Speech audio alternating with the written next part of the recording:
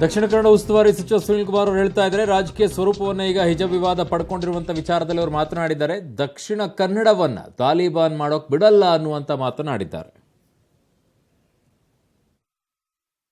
ಹಿಜಾಬ್ ಪ್ರಕರಣ ರಾಜ್ಯ ಸರ್ಕಾರದ ನಿಯಂತ್ರಣ ಮಾಡೋದು ವಿಫಲವಾಗಿದೆಯಾ ಅಂತ ಡ್ರೆಸ್ ಕೋಡ್ ತರಲಿಕ್ಕೆ ಬಹಳ ಸ್ಪಷ್ಟವಾಗಿ ಜನಮಾನಸದಲ್ಲಿರುವಂಥ ಅಭಿಪ್ರಾಯ ಏನು ಅಂತಂದರೆ, ಶಾಲೆಗಳಿಗೆ ಕಾಲೇಜುಗಳಿಗೆ ಸಮವಸ್ತ್ರಗಳು ನಿಶ್ಚಿತವಾಗಿರಬೇಕು. ಖುಷಿ ಬಂದಾಗೆ ಒಬ್ಬರೊಬ್ಬರು ಒಂದೊಂದು ವಸ್ತ್ರಗಳನ್ನು ಹಾಕ್ಕೊಂಡು ಬರಲಿಕ್ಕೆ ಅವಕಾಶಗಳಿಲ್ಲ. ನಿಯಮಾವಳಿಗಳು ಅನ್ನೋಕ್ಕಿಂತ ಹೆಚ್ಚಾಗಿ ಸಂಪ್ರದಾಯ ಇದು. ಸಮವಸ್ತ್ರ ಅನ್ನುವಂಥದ್ದು ಒಂದು ಸಂಪ್ರದಾಯದ ನೆಲೆಯಲ್ಲಿ ಯಾಕೆ ಪ್ರಾರಂಭ ಮಾಡಿದರು ಅನ್ನೋದು ಗೊತ್ತಿದೆ. ಅದು ಬಿಟ್ಟು ತಮ್ಮ ಧರ್ಮದ ಕಾರಣಕ್ಕೆ ಇನ್ಯಾವುದೋ ಮತೀಯ ಕಾರಣಕ್ಕೆ ಈ ರೀತಿ ವಸ್ತ್ರಗಳನ್ನು ಹಾಕ್ಕೊಂಬರೋದನ್ನು ನಾವು ಯಾವುದೇ ಕಾರಣಕ್ಕೂ ಸಹಿಸೋದಿಲ್ಲ. ಕರ್ನಾಟಕ ಅಥವಾ ಉಡುಪಿ ಮಂಗಳೂರು ಜಿಲ್ಲೆಯನ್ನು ತಾಲಿಬಾನ್ ಮಾಡಲಿಕ್ಕೆ ನಾವು ಬಿಡೋದಿಲ್ಲ.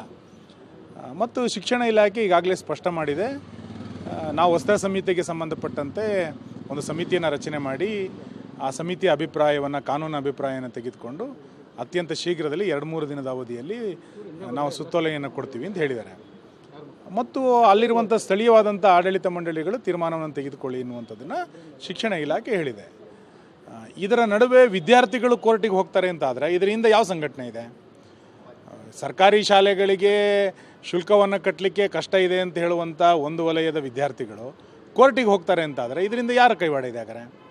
ಅಂದರೆ ಇವತ್ತು ಶಿಕ್ಷಣದ ಕ್ಯಾಂಪಸ್ನ ಒಳಗೆ ಇನ್ಯಾವುದೋ ಮತೀಯ ಸಂಗತಿಗಳನ್ನು ವಿಜೃಂಭಿಸುವಂಥ ಕಾರ್ಯಕ್ಕೆ ಇವತ್ತು ಕೆಲವು ಸಂಘಟನೆಗಳು, ಕೆಲವೇ ವ್ಯಕ್ತಿಗಳು, ಎಲ್ಲರೂ ಅಂತ ನಾನು ಹೇಳೋದಿಲ್ಲ, ಕೆಲವು ವ್ಯಕ್ತಿಗಳು ಈ ರೀತಿಯಾದಂಥ ಕುಕೃತ್ಯವನ್ನು ನಡೆಸಲಿಕ್ಕೆ ಹೊರಟಿದ್ದಾರೆ.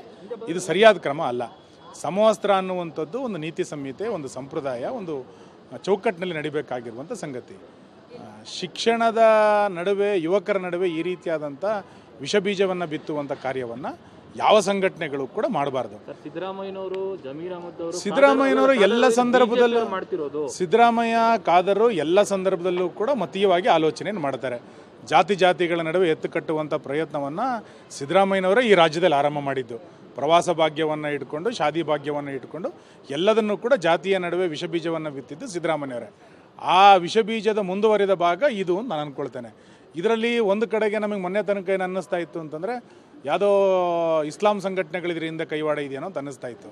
ಇವತ್ತು ಖಾದರ್ ಅವರ ಮತ್ತು ಸಿದ್ದರಾಮಯ್ಯನವರ ಹೇಳಿಕೆಗಳನ್ನು ನೋಡಿದಾಗ ಇದರಿಂದ ಇಸ್ಲಾಂ ಸಂಘಟನೆ ಇದೆಯೋ ಇವ್ರು ಇದ್ದಾರೋ ಅಂತ ಒಂದು ಪ್ರಶ್ನಾರ್ಥಕ ಚಿಹ್ನೆ ಇವತ್ತು ನಿರ್ಮಾಣ ಆಗ್ತಾ ಇದೆ.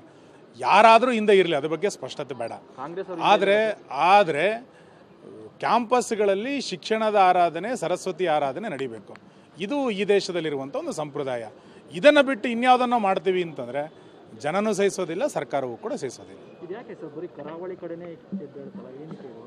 ಅಲ್ಲ, ಗೊತ್ತಿಲ್ಲ, ಇದನ್ನು ಚರ್ಚೆ ಮಾಡಬೇಕಾಗಿರುವಂಥದ್ದು. ಕರಾವಳಿ ಅಥವಾ ಇನ್ಯಾವುದೋ ಅಂತಲ್ಲ, ಇವತ್ತು ಒಂದು ಕಾಲೇಜಿನಲ್ಲಿ ಪ್ರಾರಂಭ ಆಗಿರೋದು ಮತ್ತೊಂದು ಕಾಲೇಜಿಗೆ ಹರಡಿದೆ.